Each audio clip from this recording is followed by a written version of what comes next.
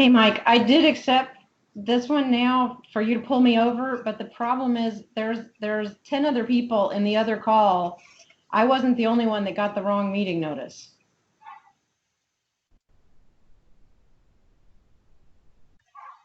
Carrie, can you hear us?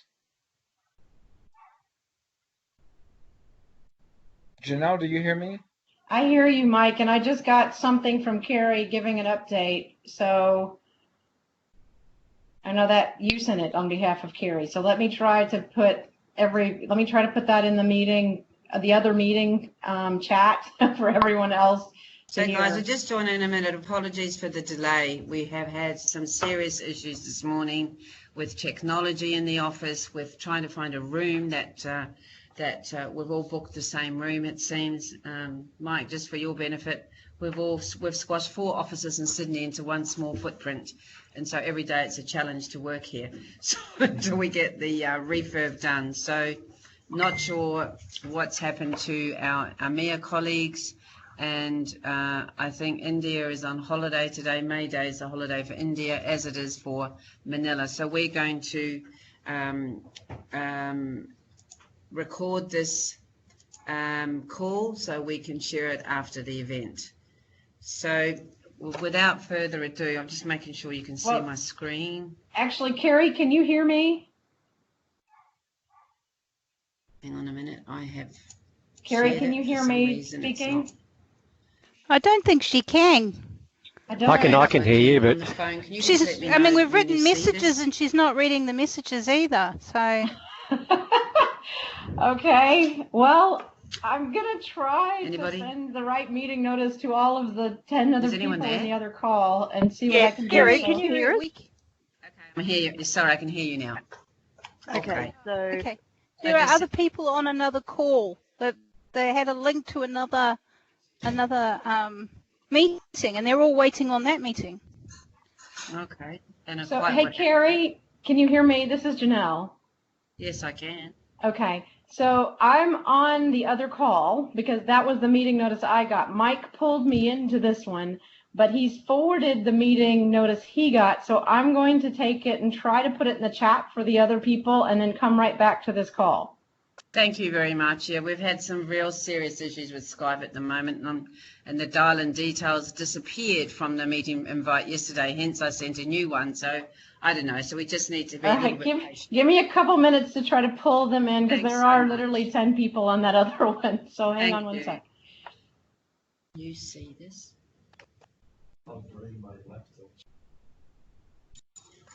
Now, people on this call, can you see the screen? Yes, Carrie. Sorry? Yep, we can. Yes, we can. Thank you. Yep. Man, oh man, what a nightmare.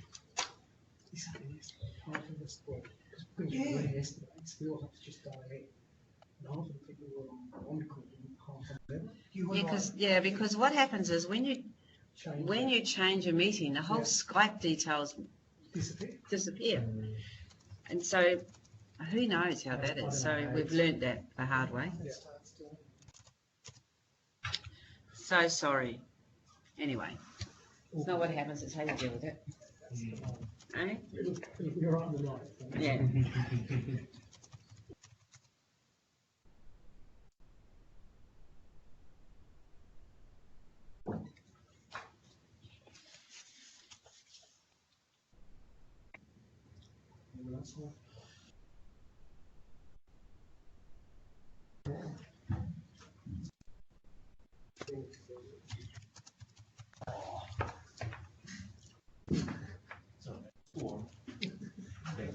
Need a bloody scotch or something.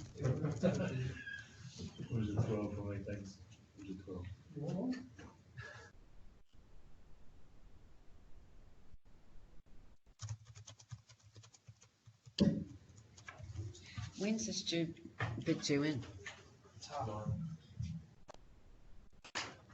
Is it a time?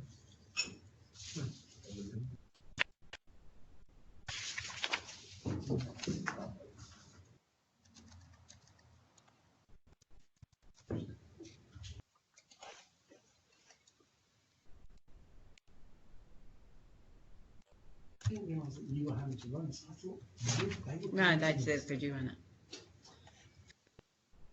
Hello everyone, 2 o'clock in the morning sometime, is this a follow-up or? No, we're all doing it for regional sessions. Mm.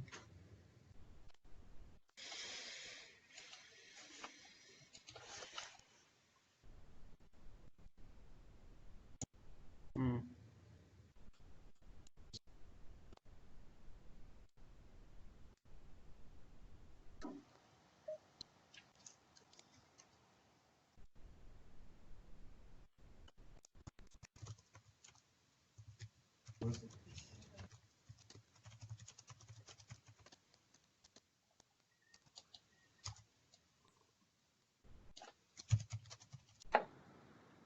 Okay, I'm back. Can anybody hear me?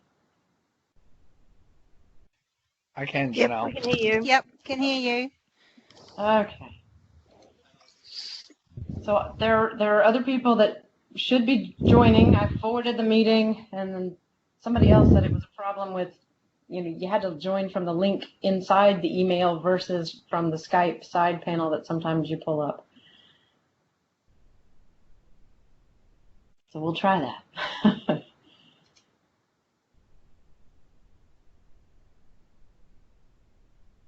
But if it works, this number should have gone up by, I don't know how many were on here when I left, but it should go up by about 9 or 10 people.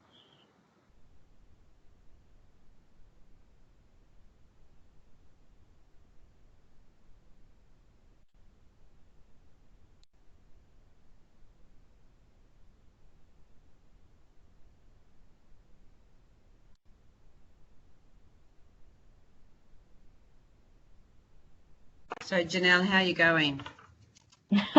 I'm just waiting for the other people to see some of the names. I do see at least one person from the other call that has joined. So I think people are trying to get in to the right one now. Okay. So maybe just give it one more minute. I promise I can go a little bit late if anybody else wants to stay, but I will try to move through the material quickly so that we have plenty of time for questions. We've all been squashed into one office in Sydney, and every day is a challenge for. We've got about 5 locations squashed into one while they're refurbing, and every day is a challenge, and each day seems to be a bigger challenge than the day before. We're all in the same rooms, the systems aren't working, Skype's very flaky, so the old stress level's quite high by lunchtime. Well, anyway, maybe I can be the stress relief. I don't know. We'll see. Oh, look. The comic relief, right? I do see at least 2 people from the previous call now that have joined. Maybe there's more. The number is going up a little bit. But I can start, Carrie, whenever you like. Okay. So if I could just ask somebody in my team that's dialed in to perhaps send a note to the entire mailing list that's in the invite, to give them the correct dial-in details, because I'm running this from my machine. That'll be a help. Thank you. But we're also going to record this today. So we have, unbeknownst to me, it's May Day, obviously in the US, in Europe, but also there's a public holiday in India, and it must be in EMEA as well. So not to worry, we can record this and we'll pop that out to them. So look, without further ado, we wanted to have this call today to provide an update on the proposal standardisation and reuse initiative. I think it's all very close to our hearts here in the ANZ team because we do reuse a lot of harvesting within our own teams. So today we've got Janelle and Mike on the line who are going to provide us an update with this. And Janelle is the leader for proposal standardisation and reuse, and she'll take us through things that are happening here. So if everyone can put their lines on mute so we can avoid any disturbance, there'll be a Q&A at the end of the session once Janelle's walked through the material. And obviously just send a question in the text box and we'll deal with that at the end. So without further ado, over to you, Janelle, and we'll start the recording right now. Oh, it's recording. Thank you. So over to you, Janelle. Let me just. No worries. Put my We got to record all the snafus, so perfect. All right, so first off, as Carrie said, if you guys can hold your questions to the end, that would be great. But if you want to go ahead and type them in the chat as we go, Mike Schweitzer, who's my partner in crime, will be trying to field some of those as we go, and maybe he can even answer it quickly, or we can, hold it for the group at the end. So first off, thank you for the opportunity. I am happy to be here. I know Mike is excited as well to come and present the progress that we've made in the proposal standardization and reuse initiative, and really to give you guys an update since November and talk about the rollout and what value you can expect specifically in the bid management community. So hopefully you remember the first two slides that I'm going to cover. Carrie, if you can go to the next one, please. These are slides that Mike presented in the all hands meeting back in November. And so, as a reminder, the overall goal of our initiative is to improve the efficiency, the consistency, and the quality of the proposal development process. And unlike some of the other initiatives that we have going on in DXC, there's a lot of work being added to your plates in some of those other initiatives. And unlike that one, we want to do something which is a little bit different. And so this initiative is strictly intended to make your role in the client proposal development process easier. And so what I'm going to talk about today is going to be ways that we're going to do that, where we are currently, where we're headed, and what you can expect along the way. So since November, in looking at this slide, just in objectives and expected benefits, we've made a lot of progress and completed a lot of work in that time frame to help move us closer to these objectives and the expected benefits. We're still following the knowledge management disciplines, which we're driving this through a closed loop process, which I'll show you on the next slide.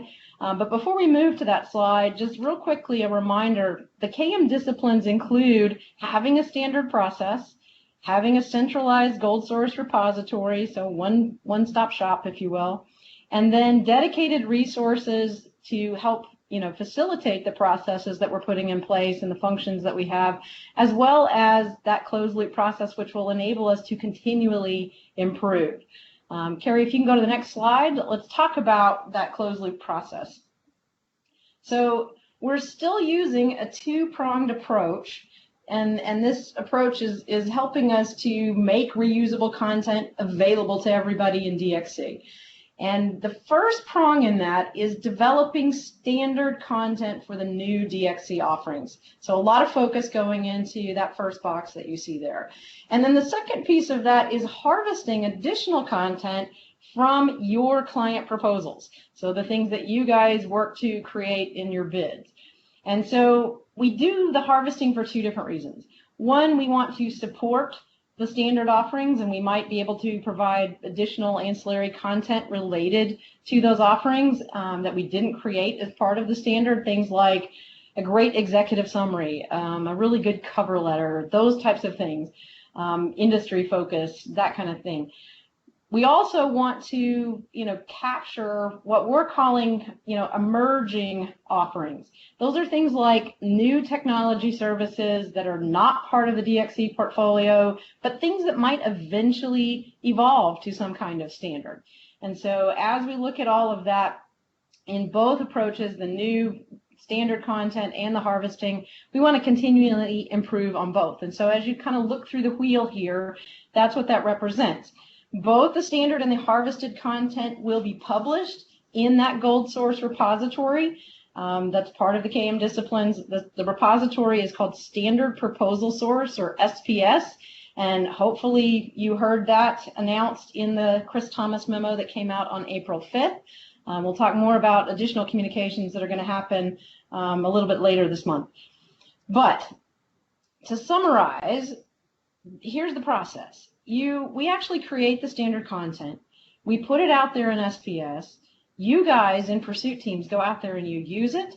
And then as you use it, we look to see, is there any content that we can actually harvest And it's probably not a full proposal. It may be portions of a proposal that we can use to either create additional content or improve the existing content that we have. And we're going to do that always in the context of a repeatable process, because that's what really enables us to improve.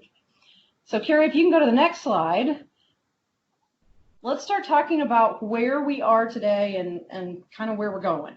So a lot has happened since November, and so I want to talk a little bit about how all of this fits in within SNCF and also within the broader DXC and some of the other things that you hear going on. So first off, our objective for standardizing and centralizing this content aligns to DXC's overall standardization effort. So some of you may have heard, Mike Lowry talking about the standardization effort, the solution modernization that Chris and others have talked about, and all of this aligns to that. It even supports some of the direct concepts that you heard Chris raise in the April SNCF Town Hall. Some of the things that you heard there were VBS structure, industry focus, and trying to move closer toward that, integrated solutions, or something called compound offerings. And so we are really focused on trying to align to all of those things. Plus, our process, when you look at it, you may think, okay, well, standard proposal content, that sounds a little archaic when everybody's talking about, the automated demos and, digital proposals and all those types of things. But it can support not only the traditional proposals that we send out in PowerPoint or in Word documents, but it also can support these new things because it becomes the foundational content for those things. And so it's really important that we get this right because it is kind of the building blocks for all the rest of it. So as you look at the slide here, we are fully integrated with the PLM process. What that means is that every offering within DXC will eventually have standard proposal content. We're starting as a priority with the top 30 major offerings. These are the offerings that comprise about 80% of our revenue, and they've got to be in GA status. In other words, they've gone through the PLM process and they're ready to be sold on the market. Once that happens, then we start working on them from a proposal content perspective. And so right now, for the 30 major offerings, there are about 129 sub-offerings that we're working to build out. And so what we want to do is we want to develop quality content, we want to put it in one place, and we want to make it really easy for you guys to use. And so, we got to kind of work through that in a phased approach. And so the first piece here really talks about publishing that foundational content. And so these are, this is the creating of the 129 sub-offering, pieces of content that we need out there. And each offering probably has about 6 to 8 different pieces of content for it. So it's a lengthy process, but the idea is to make everything standard and put it out there, make it available, and then improve upon it as we move forward. In this initial phase, you guys in bid management, the proposal excellence community, and really anybody in SNCF can benefit. And so anybody who's responsible, for proposals in SNCF can use this. The key functions are really enabling you to go out and browse for information, quickly find the content that you need around offerings as well as corporate content, because a lot of times in proposals we're asked to put corporate information in there. So we've got some of that for you. We also, have made it easy for you to auto-assemble things. We want you to be able to punch a button and put it into the standard DXC proposal template. We also want you to be able to rate the content. So if you're used to using Amazon or other, shopping tools on the internet, you can go out and you can actually tell us what's good directly on a particular document. What's good? What do we need to improve? And we want to hear that feedback. So the idea is that we're enabling you guys to go out as pursuit teams, pull the information that you need quickly, and not spend so much time searching for it, but really spend time positioning it for your specific client, because we feel like that's where the art form comes into play. You're never going to totally automate proposals. I don't know any company in the world that totally automates proposals, and people have tried, even in McKinsey and other groups. And it's just, there's too much of an art form associated with trying to position that for a client. And so what we're trying to do in this initiative is put a little bit of the science into it to make it easier so that you really can spend the majority of your time, doing that positioning, which is really where the finesse comes into play. In phase 2, what we're doing is we're looking at industry nuances. So you heard Chris talk in the town hall about, we need to have an industry focus. And so we are going to create that industry focus and add those nuances to the sub-offering content that we created in phase 1 by harvesting. And so we'll work, looking at your proposal content to actually gain some of that information. And so, as we harvest your proposals, we'll capture that, we'll make it available for others to use ongoing in a standard format. The other thing we're going to do is we're going to tap into something new called the New Industry Solution Framework. So if you guys heard Harshad talk about that in the town hall, that's something that we need to tap into as well, because that's going to also help to expedite that industry focus. So not only can you browse content by offering, but you'll be able to browse it by industry. And then the other thing we're going to do in phase 2 is we're going to translate some of our standard offerings and our corporate content into select languages. German and Spanish are already 100% confirmed. The other 2 languages, we've had some other European languages, French and Italian, that have been proposed. I'll let that stop ringing.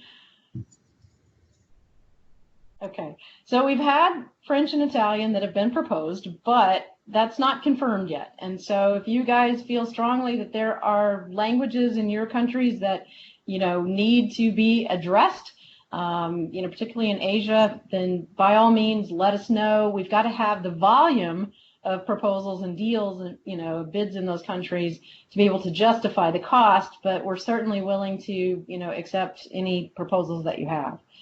We're expecting to start the translations in the late summer, early fall, and that's when we've completed the 129, priority offerings that we're looking at, and translating those and the corporate content, into those select languages. Because if we wait and do it all at once, we get a better, deal on our discount, if you will, on our vendor that we use there.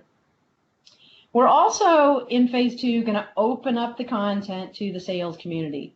And I know for some of you, and even Carrie, as we talked, last fall, that's a big deal, because, the sales community pings you and says, hey, can you help me? And you guys don't have time to help everybody. So, you're trying to get your own stuff done. So what we want to do is we want to open it up to the sales community. We want to let that poor guy that's out there in the field that doesn't have a bid manager, doesn't have a proposal manager or a proposal writer, he needs something to work with too, because he wants to win the deal for DXC also. And those little deals add up. So we want to give that guy everything that we can from a corporate perspective to make him successful or her successful. And so, in doing that, opening all of this up and giving them a starting place is really going to, help them, and also help you, because hopefully it can kind of take some pressure off of you. In phase 3, this is really where everything starts to come together and we start to see a lot of synergy.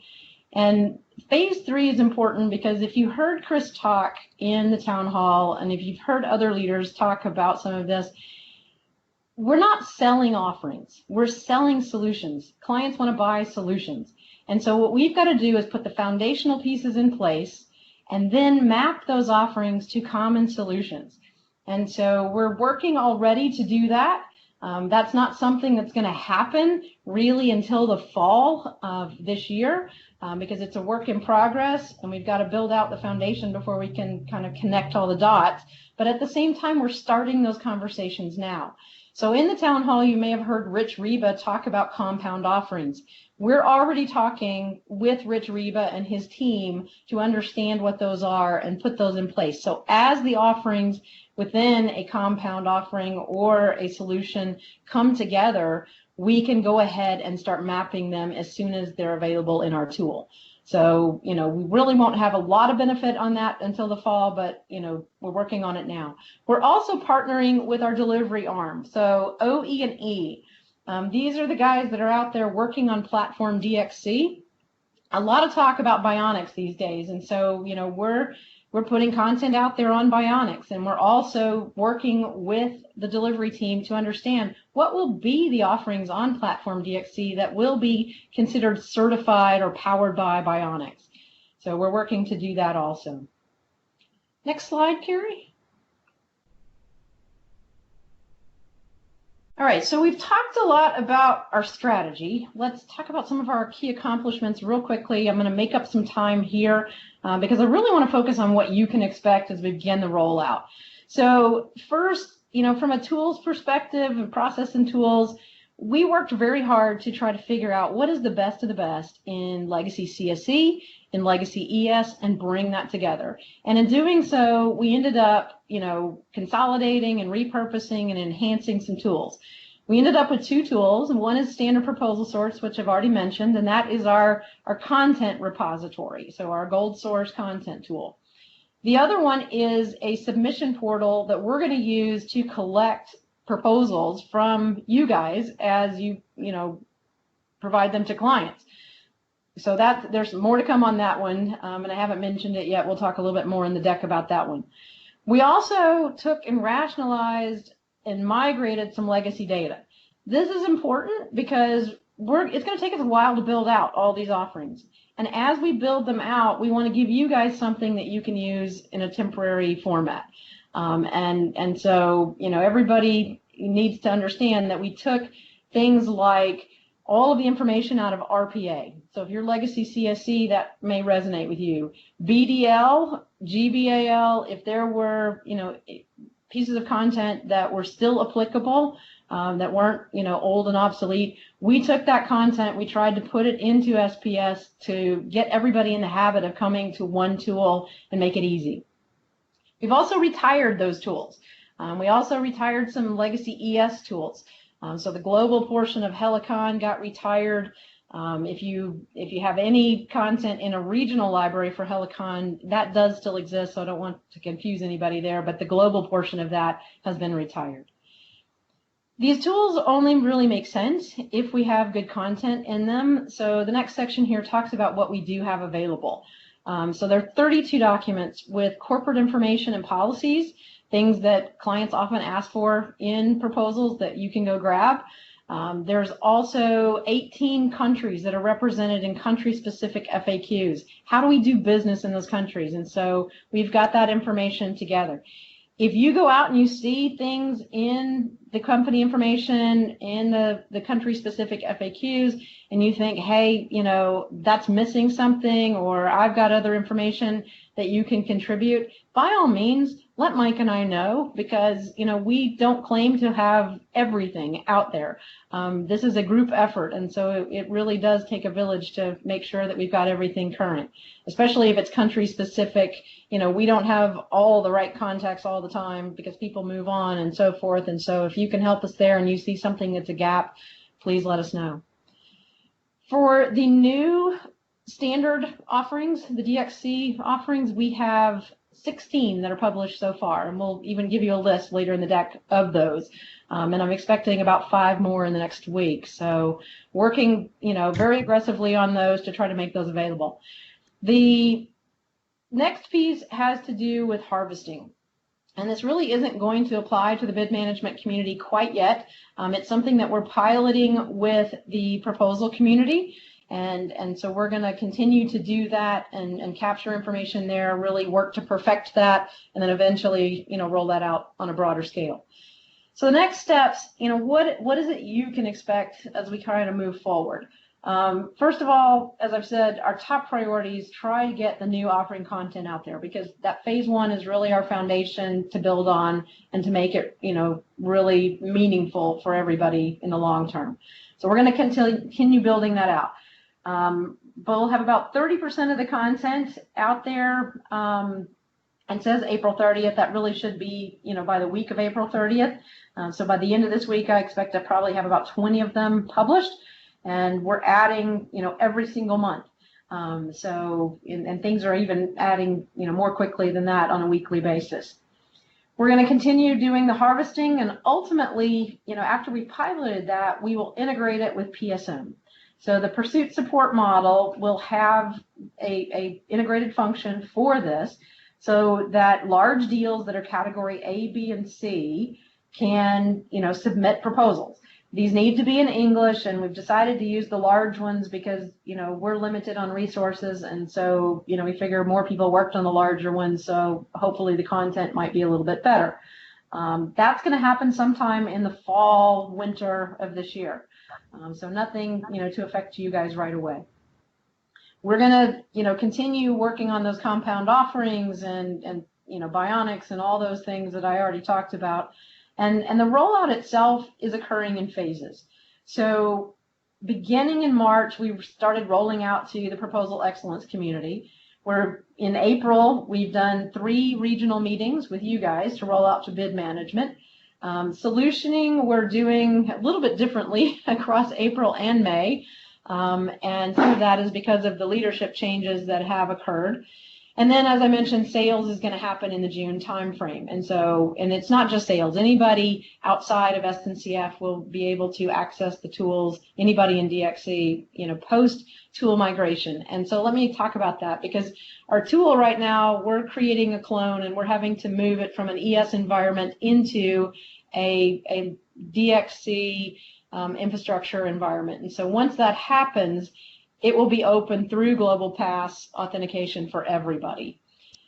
From the executive level, from a rollout perspective, hopefully you saw the memo from Chris on April 5th. That's something, that was an introduction to what's happening. And then there's a follow-up memo that's actually planned for this week. In fact, I expect it to go out maybe even tomorrow. So let's look for that.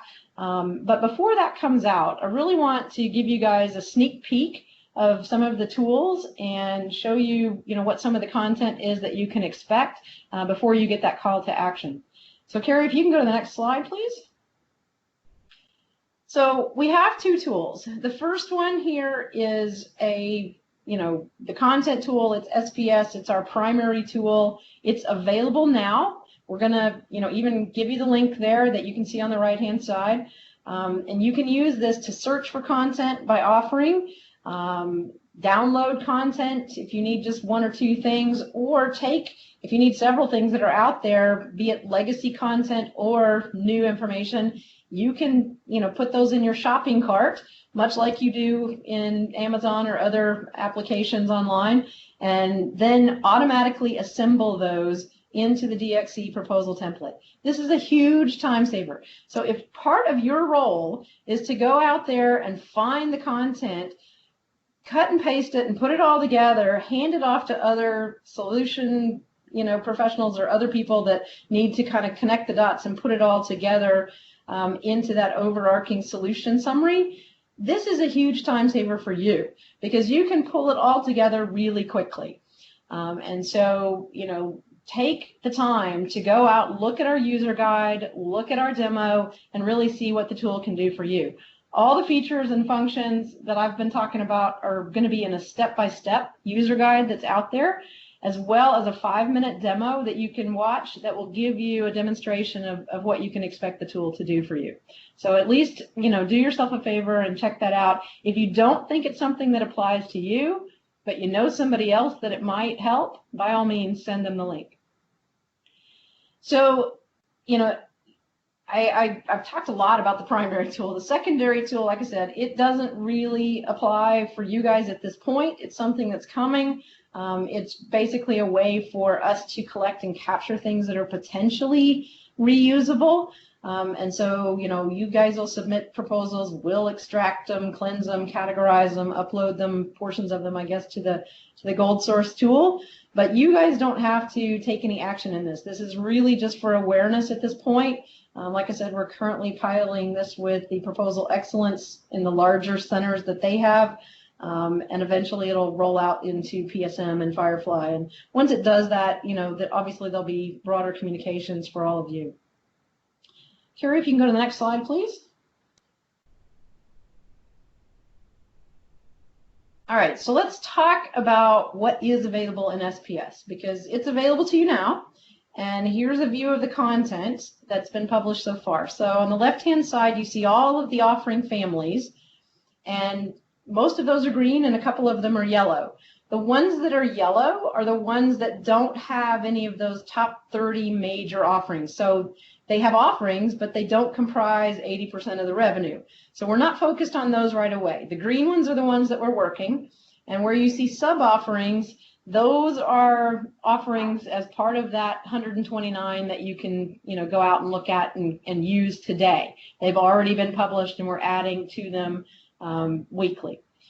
You can also see Bionics over there under new DXC emerging offerings and capabilities.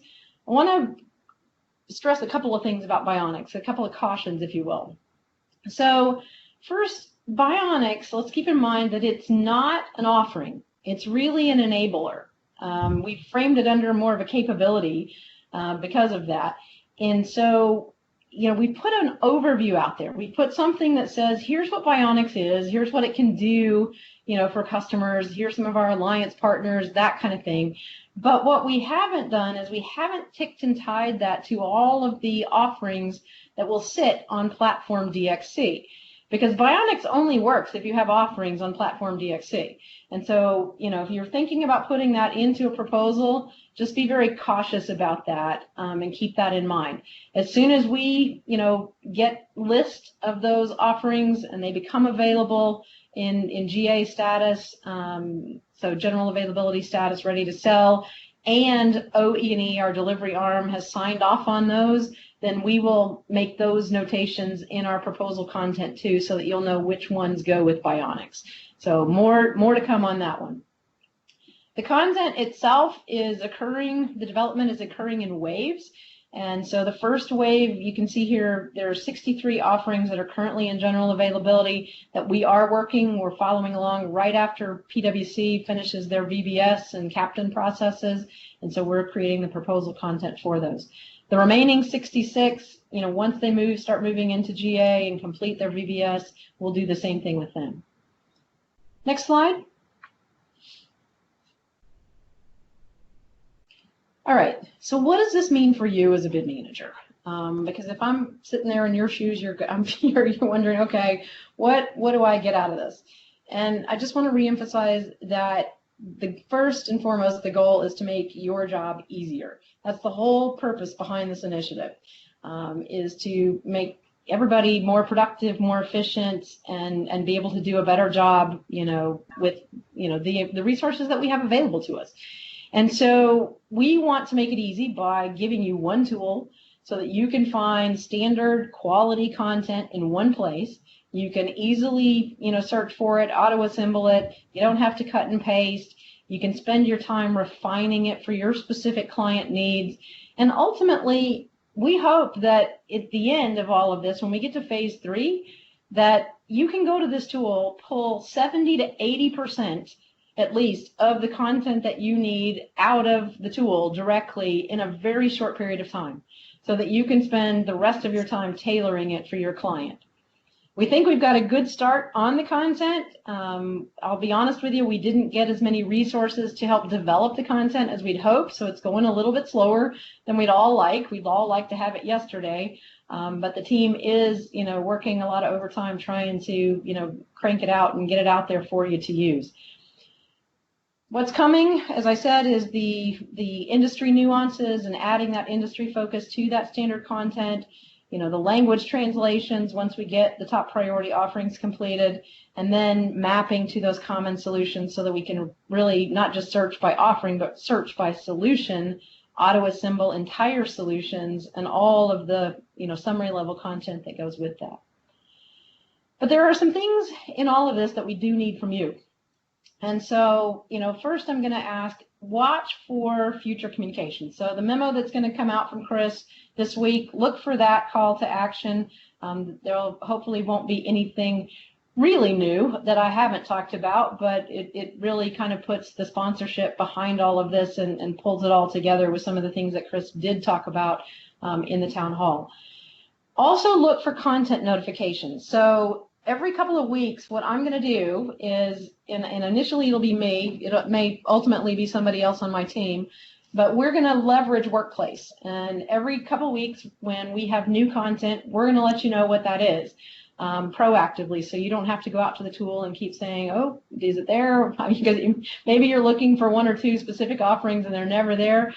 So you can just look at the memos and not have to, keep logging into the tool, if you're looking for something specific. But I would suggest, though, that you do promote the tool in your region with your pursuit teams, and be an advocate, be a voice out there, because the more people that are using it and giving us feedback, the higher quality content we're going to have. And the other thing is just get in the habit of starting with the tool. Even if it doesn't have specifically what you want on a new offering yet, get in the habit of going out there, because you might find that there's even some legacy content that you can leverage, which will save you some time in the searching, because we've tried to put all of that together in one place. And then last, give us feedback. Tell us what we can do better. Help us improve. Help us elevate the value. Because if you don't tell us how we can help you, we're just guessing. And so, be our eyes and ears out there in the field and help us know what we can do to really add value for you. I can't emphasize enough that, we're all going to be more successful if we do work together. And so Mike and I definitely look forward to partnering with you as we move forward. And this is going to be an evolution. So as we evolve, then, hopefully we all work together, to do that effectively. So at this point, I'm going to pause and say, thank you for your participation. Don't hang up yet, though. We have some questions coming. And before we get to the questions, we want to just cover one technical aspect. So Carrie, if you can go to the next slide. Want to talk a little bit about accessing the tool and the link that we've put out here in the deck. So if you are a legacy CSC user, and I know that some of you are, you're going to want to make sure that you select the email authentication method when you click on the link. Use your email and computer password. Carrie, can you go to the next one, please? I think we've got 3 slides on this. So we got someone from the European region to be kind of our guinea pig here. And so Richard has put his information out here, just so you can see an example that you should have a HPE login, and you'll need to use that because that is your SNCF contractor ID. And so use that, because until June, it won't work for this tool unless you use this login ID. Once we move to the DXC environment, your global pass will work fine. But right now, we need you to use this ID. But if you enter in the email, enter in your password, and then Carrie, if you can go to the last slide. What you will see is the home page that pops up for the worldwide portal. A couple of things to note here is that if you want to go directly to content, just click on that content tab up at the top, and that will take you to all the offerings that I showed you by offering family. And there's a drop-down menus that you can use on those, as well as the user guide and the demo that I talked about. So you'll see buttons here that will enable you to go to those and click on them and download the user guide or watch the 5-minute demo. So take a few minutes to do that. And that's all I have. So Mike, I know you've been collecting questions. Are there any that are outstanding that I need to answer first before we open it up to the group? I'll let the participants let me know if there are any questions still left, although Angela's having trouble getting in, so trying to figure out why. Even with the contractor? Yeah, I tried as you were talking earlier on, and one of my other colleagues did the same thing. So let's take that offline for now, Angela, please. Okay. Thank you. I've got just a couple of questions, particularly around, or 3 actually. The front door, there is a total confusion. So, people have been going to the front door for everything to help with, whether it's, for content that they need, etc., etc. So I think we're going to struggle with that in the first instance, because now suddenly we have a different portal. Have any of the other regions just, thought about or had this as a potential issue? Yeah, actually, no one has raised that yet. And I'll chime in, but Mike, if you have some other thoughts, because I know you've worked with Nancy Gallagher for a long time, maybe you can chime in if I missed something. But I think the differentiation is that when you don't know where to find something, Front Door can help you locate that. And so you can go to the Front Door on What We Sell to that link for Front Door, and you can, enter a request, and Nancy's team will help you find that. Sometimes that's things for an RFI, sometimes that's things for an RFP that you can't, lay your hands on initially. What I would recommend is that if it is for a proposal, or if it's some kind of RFI question that has to do with corporate information or policies, go out to SPS first and see if you can find it on your own, because one, that's going to be faster for you. And if you can't, then go to the Front Door. Okay. But I would kind of take it in that order. Mike, do you agree with that?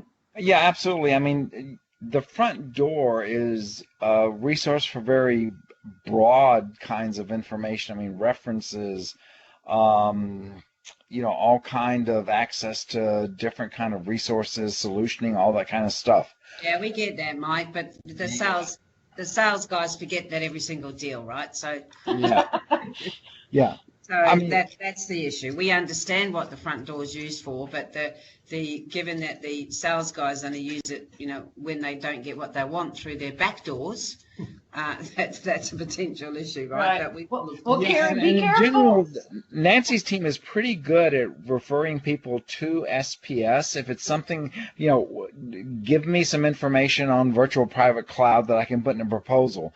Very often they will refer them to SPS. If it's something beyond that, then they're there to help you. Okay. Be careful about referring salespeople, though, to SPS right now. Wait until June to do that, because if they try to go out and access it now, they're not going to have the contractor license. And so that's why we haven't opened it up to them. And we'll promote it. We will actually promote it through corporate memos and their leadership chains beginning in the June timeframe. That's good, because you won't get a very big uptake at all here in ANZ, because, as I said, 70% of us legacy CSC, so most people will wait till June. The other thing I was interested in, will you have your subject matter experts as your go-to writers for the offering content? Because that is always an issue we have. You don't know if it's fit for purpose, particularly if we're looking for things like that. And how do we know it's best in breed? Yeah, so here's our process for developing. What we're doing is we're working directly with the offering managers. So the offering manager, the product manager, and while they are on point for helping us, they provide the input information. I have writers on my team that actually take and translate that into proposal, client-facing, content, because we don't expect them to be good writers. But we take their inputs and it should be coming from pieces that are part of the PLM, artifacts. So the solution kit, or you may have heard it as the solution pack, or things like that are really critical, to passing the general availability gate reviews. So we take that content, working with them, but we also recommend that they do some things a little bit differently. Once they submit the inputs to us and we write it up, we want that write-up to go out to maybe a solution person that they are, comfortable working with, that they, work with frequently. Let that person look at it. If there's a pre-sales person that they work with frequently, let that person look at it and provide feedback. And so I always recommend when I talk to them initially that they do that. I can't guarantee or force them to do that, but we're certainly, requesting that they do. Well, that's always a challenge, because we're getting 4 weeks notice. That's it now from start to finish. So, that was okay when we had 6 weeks, but just time doesn't allow. Well, we don't want the offering manager, product manager to create something in a vacuum, and then the people that actually need to put it in a proposal go, well, this is terrible. So we're trying to get other eyes on it before that happens. Now, again, I can't force it, and we'll just kind of have to see how that works, but we are trying to recommend that. And I guess the other, I was interested to see that you've got canned executive summaries. I'm very surprised about that, because if I see another executive summary that says DXC thanks you for the opportunity, that's not relevant. We find that the executive summaries are so unique to the RFP itself. There's nothing canned that you can write about it. You've got to write it to that RFP every single time. And, might let Mike take this one since he's more familiar with some of them, but I will say that for the most part, you're right, because that whole art form that I was talking about, Carrie, that's what comes into play when you're writing an executive summary. You're writing the thing that's going to, catch their attention and get them to read the rest of the proposal. And so, as they do that, you're trying to position it for them specifically. But if there are some key components in an executive summary and you're that sales guy in the field that just really doesn't know how to compose one, we can give you some examples to start with. Oh, I see. Okay. Yep. Mike, would you add anything to that? Yeah, no, I agree with Carrie. I mean, if you go out to what we sell, we've got the best practices for creating an executive summary, which is exactly what she said. They should always be unique to the client. But as we're starting to harvest content in SPS, and we do not have executive summaries out there yet, it is something that we will start looking at so that as we have executive summaries that are specific to a solution or an industry or something like that, it will provide starting place content. Yeah, and I think it's probably unique to the regions. We won't allow we don't send executive summaries out to our guys. We say you've got to start again. We'll help you with the 11-point roadmap or the 9-point executive summaries. But it just can't be a standard cut and paste because they haven't thought about it, because we lose the chance to create that hook to get them to read the rest of it. But I understand that there's some people in the smaller deals, well, that's not possible, so that would be better than nothing, of course. Yeah, we don't want the guy out there that's on his own making it up, and right now we've had a few people doing that, which always causes problems on the delivery end, on the back end. So I think having something as a starting place is always better than nothing. And I promise my last question, your harvesting approach, is it push or pull? I guess I'm not quite sure what you mean. Do you, you pull it from us, or we push it out to you, and how can we, share it? Yeah. Can we be sure that it's going to be totally genericized, and all of the content relating to that particular client and their name is actually, obviously deleted? Yeah. So that's why we have dedicated resources on the team. As I mentioned, I'm a little understaffed at the moment, but harvesting is a little bit of a lesser priority right now because we got to get the base content or the foundational content out there.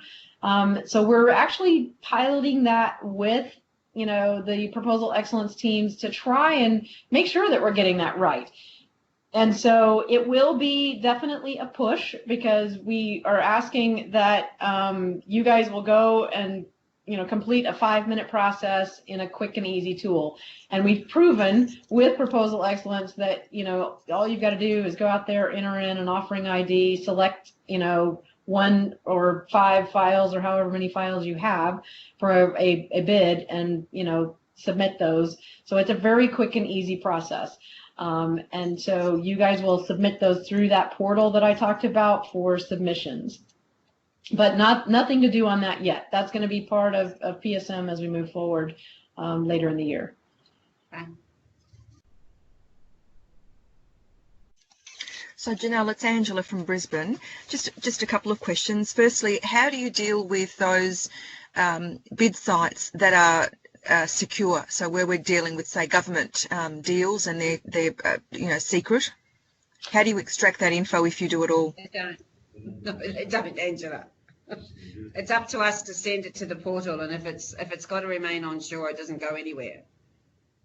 Okay, thank you. We would exclude that, probably. And if there is a large client, to kind of go back to your question, Carrie, about cleansing, we're gonna cleanse all of the client names out of there. But if you say a large, beverage company, with headquarters located, in the U.S. I mean, most people are going to start thinking, oh, well, who could that be, right? Yeah. And so there's a lot of things like that we have to be careful of as well. If we cannot cleanse it effectively, even with, references to the type of industry, then we may need to exclude it. Yeah. So we're looking at those things. I guess, and they're not coming into our SharePoint site and sucking out the information. That's Yeah, right. I understand. Yeah, of course. Yes. And another general question, I suppose, in some instances where we've submitted, proposal responses and we've subsequently received feedback from clients to evaluate our content, in some instances we get, not so great feedback where we've, missed out in a particular way, maybe not provided enough information or given, functional descriptions, etc. How do you capture that assessment post RFP submission to reflect in the portal content, or do you not? Well, I think we can capture that, but that's where we are a little bit dependent on you guys as, again, our eyes and ears out there in the field, working with clients. And when you go to use the content, so let's say you used 3 different offerings out of SPS in that proposal, and it was feedback that you received from the client about that particular offering, saying, well, you could have given us more detail about this or that, or whatever it may be. You can then go back into SPS and you can provide a review, just like you would review a product and tell us what that client said about certain pieces of content. That's great. Fabulous. Hey, Angela, I popped another link in there. Have you tried that? Yeah, I've just tried it and then I stopped to ask the question. Sorry, Mike, I'll keep going. No problem. I'm trying to have Angela get in. Oh, we'll do it later. We can do it offline, Mike. Let's not hold everyone up on this. Yeah. Well, I know you guys have a busy day. We're at the top of the hour. I am happy, Carrie, to stay on for a few minutes if there are more questions. But if you guys need to drop, I totally understand. Did we cover everything that was on the chat session, Mike? I hope so. I'm not looking at it. I don't know. No, you covered my questions, Mike. Thank you. Thanks. And thank you, Mike, for fielding the questions as I presented. All right. Anybody else want to ask a question before we close? Well, listen, I just wanted to say thank you, Mike and Janelle, and we'll see, await this and see how it works. And, I know it's a huge initiative, and I can certainly see, how valuable it'll be for those bids where we've got our sales guys on their own and our offering people on their own. So it's just, I guess, it's only going to be as good as the feedback we give you and as good as the content we give you. So it's just have a go and see how it works out once it's all up and running in June for us. Given there's probably very little on it, we've probably got, a lot more content on our portal and ANZ for the moment that people use anyway. We have this generic RFI document that at the moment is 200 pages, which we just keep for the ANZ region, which everyone knows to use as the content to pick up for just smaller deals, and which we update every week with the latest, little bits and pieces of best of breed, if you like. So this will be great that we've got this extra capability as out well once you build out your content. Yeah, one of the things, Carrie, just in something you just said that I may want to just briefly mention, we're showing you the worldwide portal here, and that's what we're rolling out first because that's where all of the standard content will be. Ultimately, though, the tool that we have has the ability to have country-specific portals. We could change that to be regional-specific portals. And so your document, like, the thing that you have that's got all of your information in it, for RFIs, we could consolidate that at a future date and put it all in one place. So maybe keep that in mind as a future step. Yeah. It's all in one place at the moment on our sort of one-stop shop site, but yeah, certainly food for thought down the track. Janelle. Well, in your portal, we can control, some of the access to some of that. Yeah. Okay. Well, thank you guys again for the opportunity. And, Carrie, if you think of other things that you want us to come and customize for this group to talk about other topics, please let us know. And we're happy to do that. Will do. Thanks again, guys. Much appreciated. Yep. Thank you. Have a good day. Bye-bye. Bye.